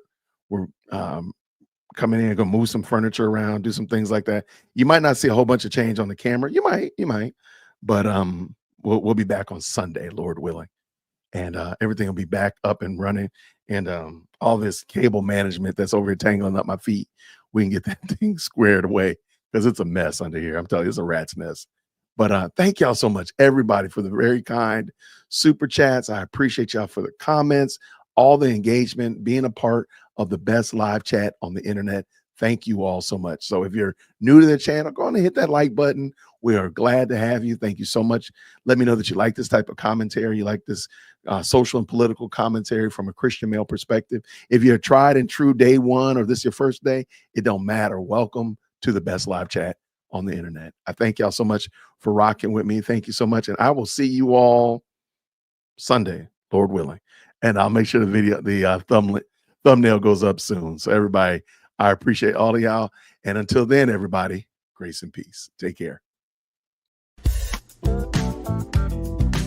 Hit that like for deal with Christian. Yo, for deal with Christian. Smash that bell for DWC. Yo, smash it. Just smash it. Hit that like for deal with Christian. For deal with Christian. Smash that bell for DWC. Yo, smash it. Just smash it. Hit that like for deal with Christian.